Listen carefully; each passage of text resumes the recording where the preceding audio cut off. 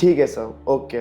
But मेरा एक सवाल है सर जी। हम बहुत माता पिता पे डिस्कस कर रहे हैं कि माता पिता के कर्म ट्रांसफर होते हैं। मतलब मैंने आज समझ गया मैं कि मॉम और डैड के कर्म बहुत मैटर करते हैं, और इसके लिए मैं मॉम और डैड को थैंक्स बोलूंगा मेरे, कि उनके कर्म बहुत अच्छे। इसके लिए मेरा शरीर बोल लो, मेरी यू कैन से किस्मत भी बोल लो, बहुत अच्छी है सर। तो मैं आज ये समझ चुका हूँ। पर मेरा एक सवाल है, आपने मुझे केस बताया था सर, याद है मुझे आज भी, कि उसके मॉम ने कुछ तो खाया था, उस वजह से उनको विटिलिगो हुआ।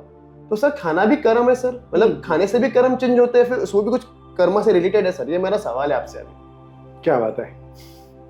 एक जरूर कहूँगा मोहित जी, बहुत सही जा रहे हो। Thank you sir.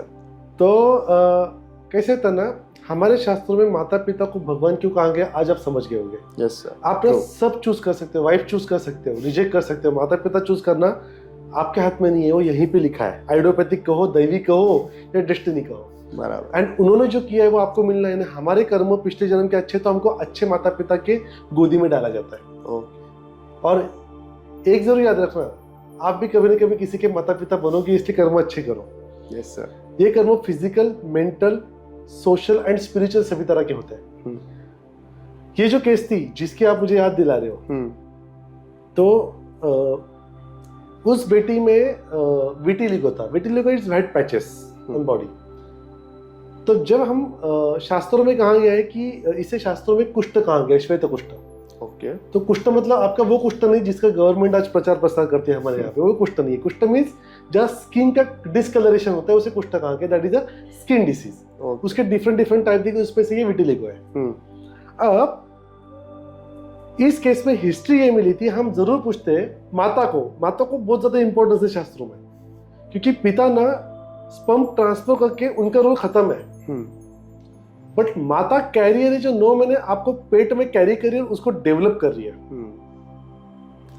ये डेवलप करते समय उसका जो बिहेवियर पैटर्न है, उसका जो जीना है, उसके जो कर्म है, karma is not only spiritual thing, karma is a physical thing also. Okay. क्या खाया, क्या नहीं खाया, कैसे घूमे, सोए, रात को जागे, उल्टा से उल्टा खा लिया, ये कर्म ही है। ओके। तो ये भी इंपॉर्टेंट है, क्योंकि उसके हिसाब से आपके जो बच्चों के सेल है वो डिवाइड होके डेवलप होने वाले हैं।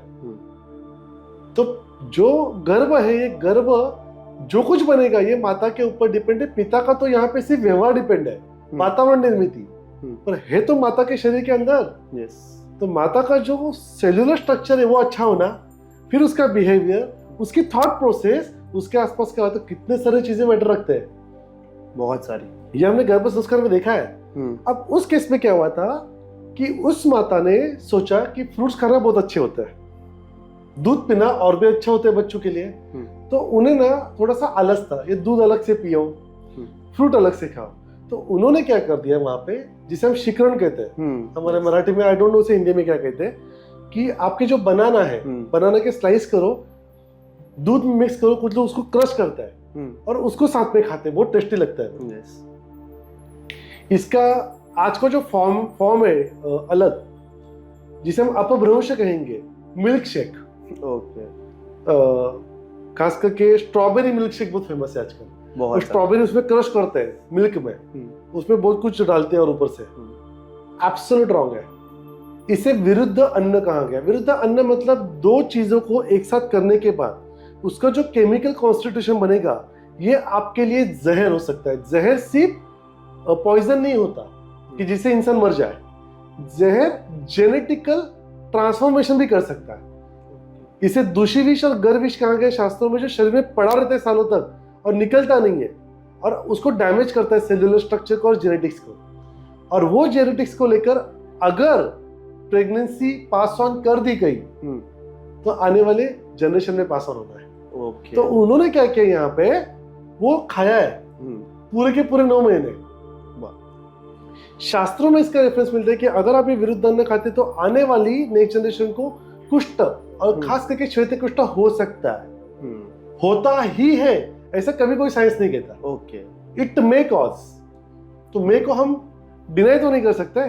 तो यहाँ पे हमने कंसिडर किया कि बिकॉज ऑफ ये हिस्ट्री वहां मिली है। और ये हिस्ट्री हम हमेशा पूछते हैं, क्योंकि विटिलिगो केस में माता पिता के इसमें कुछ ना कुछ मिलता है, ऐसा मैंने 90% केस में देखा है। शायद मेरे पास वही 90% केसेस आए होंगे। ये मेरा भाग्य है, और ये मेरी कर्म की बात है ना, यस सर, कि हमारे पास आने वाले केस में ही मिला, कुछ लोगों में नहीं भी मिलेगा, because it may cause, but मेरे केस में ये हमेशा मिला। अभी आप कहोगे कि हुआ क्या आगे, क्योंकि जेनेटिकली उनके केस में ऐसे कुछ रिस्ट्रक्चर फॉर्म हो जाते हैं, बच्चों के सेल्स उस तरह से डेवलप हुए कि उनके जो मेलानिन है उसमें डिफॉर्मिटी होके उनका स्किन डिसीज फॉर्म हो गया। अब उसमें बोलोगे सर उसमें तो ये इन्फेक्शन, पॉजिटिव फैक्टर कुछ भी हो, सिम्टम वही प्रेजेंट है कि डिसकलरेशन होगा, मेलानिन अफेक्टेड है। आयुर्वेद में ऐसी वनस्पतियां है कि जो पर्टिकुलर फॉर्मेट में बना के अप्लाई करे और उसको पर्टिकुलर सनलाइट अगर दे जिसमें अल्ट्रावायलेट रेज है, नॉट आर्टिफिशियल सनलाइट वाली, तो मेलानिन वापस फॉर्म होता है। ओके, सौभाग्यवश आज ही सुबह मेरी एक ऑफिशियल मीटिंग में मुझे एक पर्सन ने क्वेश्चन पूछा कि परमानेंट क्योर है? जी हाँ है, बट मैं उसका अश्योरेंस कभी नहीं दे सकता। रीजन है जेनेटिकल स्ट्रक्चरल चेंजेस है, तो आई एम रियली सॉरी दोस्तों, मैं सचमुच कुछ नहीं कर सकता। या हमने नहीं किया है, या आपके माता पिता ने किया, उनसे जाके प्रश्न पूछो। हम डॉक्टर है, हम भगवान नहीं है, जादू की छड़ी नहीं है हमारे पास। भले कर्म की चिकित्सा करने बैठे हैं, ना करते हैं सर, रिजल्ट आता है, दैट डजंट मीन कि हम कोई संत महात्मा या भगवान बन गए।